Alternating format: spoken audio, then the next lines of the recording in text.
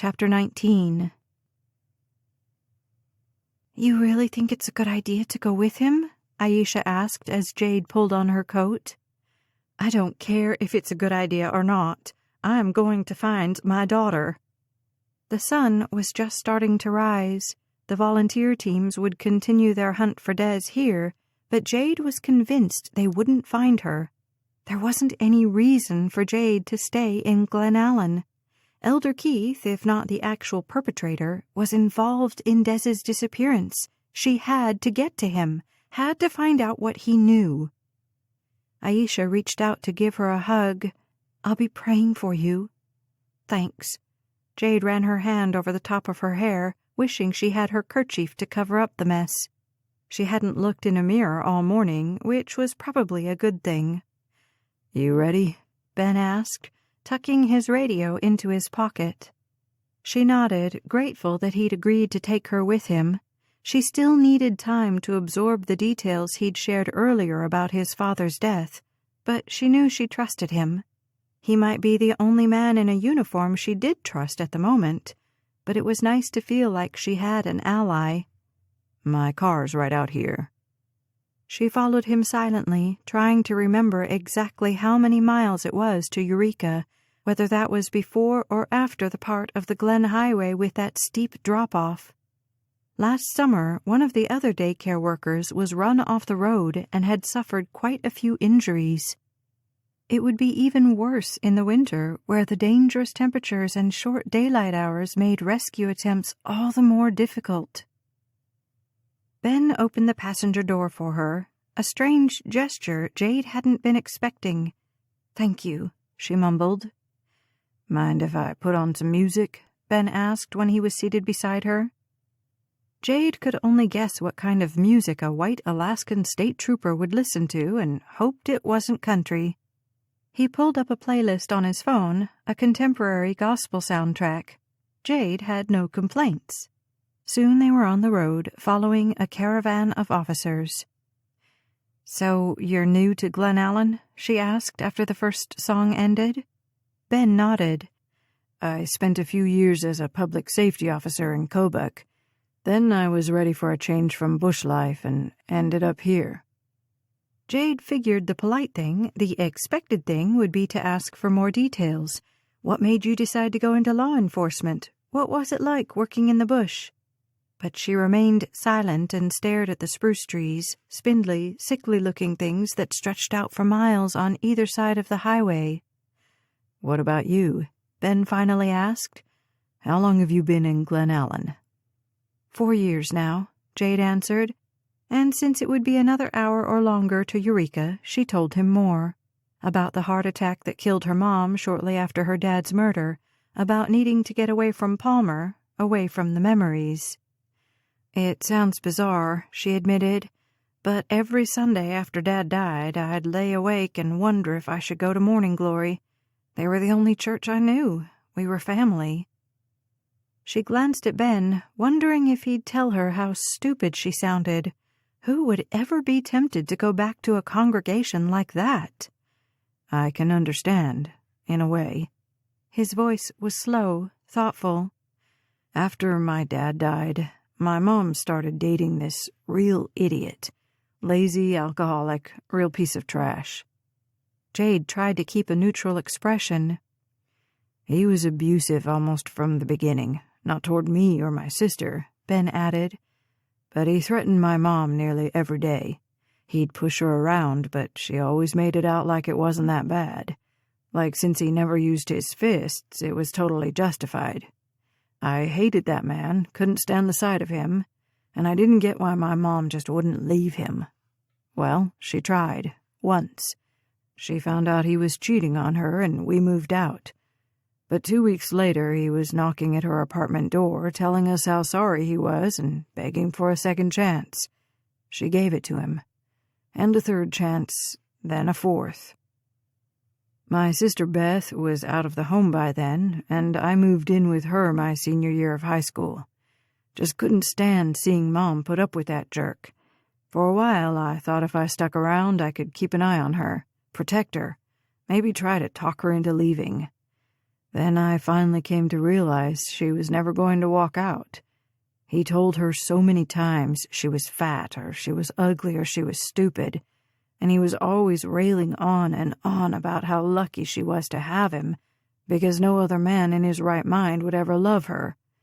And I think after listening to those lies long enough, she started to believe them. Jade had never compared her relationship with Morning Glory to one with an abusive partner, but the metaphor fit. Interestingly, Ben went on, my sister's also the victim of spiritual abuse. He used the term so freely that Jade didn't want to admit she'd never heard the phrase before. Another perfect fit. She went to UCLA for their elementary ed program, and she got tied up in this Christian campus group. I went with her a couple times. Really dynamic group. Amazing worship music. I can see why she was drawn in. But the teaching got really skewed. First, it was all about how God wants all his children to be rich and prosperous. And I know there are lots of churches who emphasize that. But these were nearly all college students living in studio apartments, eating ramen every night. And they were being fed these lies by this super sleazy pastor who drove a brand new Jaguar and gave himself a full spa treatment every week. So he's making my sister and her friends feel guilty because they're not praying in the blessings, like he put it. But then it got even worse. He got so focused on material riches that he told everyone they had to stop shopping at thrift stores, that God said he wanted them all to be the head and not the tail, so they couldn't wear secondhand clothes. I mean, who's ever heard a sermon about where college students can buy their hoodies from, right? The worst part was, they had this whole discipleship program, which sounds all impressive, but it went way overboard. Everybody in the church was supposed to have a discipler. It's basically a mentor, which is a decent idea, except these kids like my sister were relying on their mentors for things like telling them what major to declare or what internships to apply for. And it wasn't asking them for advice either. You needed your discipler's permission to do just about anything. And you don't even want to get me started on the whole dating part of it. First of all, if you were interested in someone, you had to confess that to your discipler right away, and it had to be someone from that same campus group, or it was just a temptation straight from the devil to distract you. And then your discipler would pray, and if they thought God was telling them to, they'd approach that other person's discipler and basically make it into this whole matchmaking ordeal. Talk about creepy. I went to a meeting once with my sister where a college sophomore went up on stage and confessed that she and another boy from that same church group had gone on a date without getting their discipler's blessing. And even though they got along really well, she knew God was telling her to call it off because she'd been unsubmissive.